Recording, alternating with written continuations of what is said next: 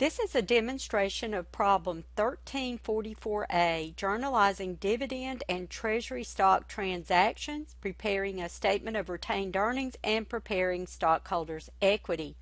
The balance sheet of Goldstein Management Consulting at December 31st, 2023 reported the following stockholders' equity. So the problem gives us the stockholders' equity section at the end of December 31st, 2023. And then it says that during 2024, Goldstein completed the following selected transactions, and the requirements ask us to first record the transactions in the general journal. So these are going to be transactions that affect just stockholders' equity. So our first transaction occurs on February 6th. Goldstein declared a 15% stock dividend on common stock. The market value of Goldstein stock was $25 per share. So if you remember, a small stock dividend, like a 15% stock dividend, is going to be recorded at market value. First, we need to determine, though, how many shares of stock we will be distributing to our shareholders. So we're going to go to our stockholders equity section and see how many shares do we have issued and outstanding at the time of the stock dividend. And we had 32,000 shares. So 32,000 shares times 15% is 4,800 shares. So that is the number of shares that we will be distributing to our stockholders. We need to determine what the par value will be, or the amount that we will credit to common stock. So we see from the stockholders equity information that the common shares have a $10 par value. So the amount that we would credit to common stock would be $48,000. Now, to determine the amount that we would debit to retained earnings or to the stock dividend, we take the number of shares times the market value. So 4,800 shares times $25 is $120,000.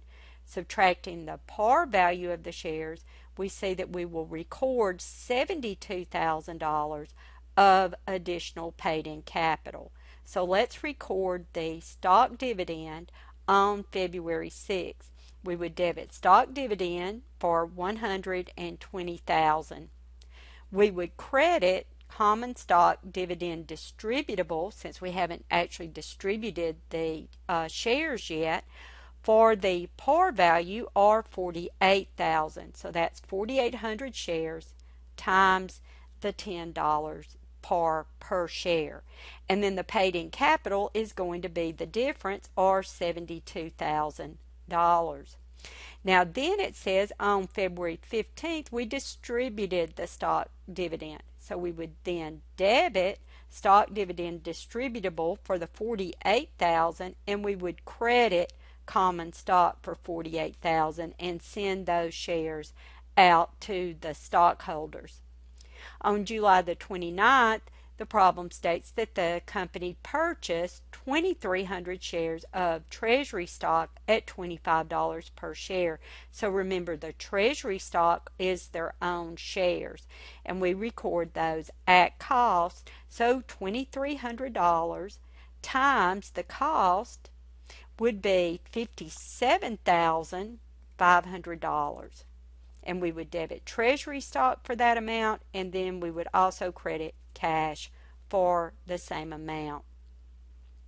The last entry is on November the 27th, and the problem states that they declared a 10-cent per share cash dividend on the common stock. So this is where it can get kind of tricky. You have to determine how many shares are actually outstanding at the dividend date, because remember, treasury shares do not receive cash dividends. So we had 32,000 shares outstanding at the beginning of the year.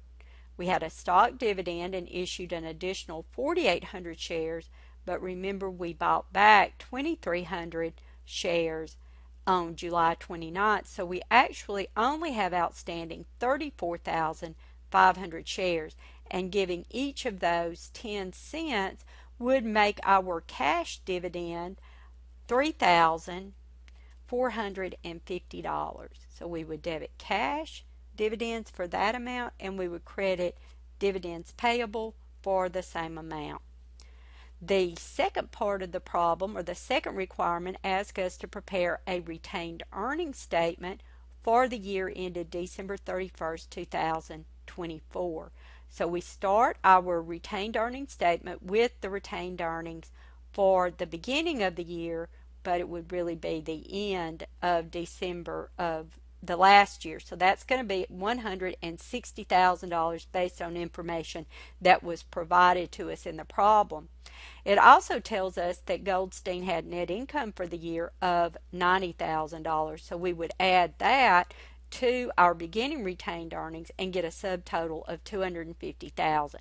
But now we're going to need to close, or these would be closed to retained earnings, the stock dividend that was declared and the cash dividend that was declared.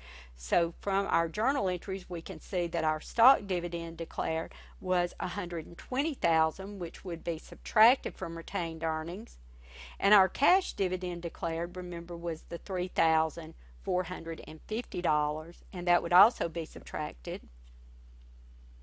So our retained earnings balance at the end of December 31st, 2024 would be $126,550. And then the third requirement asked us to prepare the stockholders' equity section for the year ended December 31st, 2024. So just remember, you always have to do your statement of retained earnings first, because we're going to need that ending balance. So now we're going to prepare the stockholders' equity section of the balance sheet for Goldstein. So the first thing we're going to do is record or report the paid-in capital. So we need to figure out or determine the common stock legal capital after the transactions that we have made during the year. So we know this is the information we had at the end of last year. And then remember, we issued our stock dividend, so that would have been an additional credit to common stock. So at the end of the year, our common stock balance is $368,000.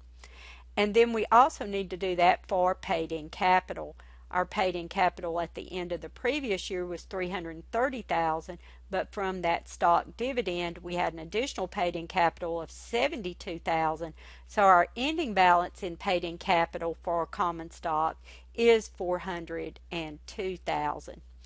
Then we need to get our total paid-in capital, which is just the sum of those two numbers, and we need to also bring down our ending balance for retained earnings, which was $126,550. But don't forget, we purchased some of our shares back, so treasury stock has to be subtracted from the total of paid-in capital and retained earnings. So we had $57,500 that for the cost of the 2,300 shares of treasury stock. So that needs to be subtracted.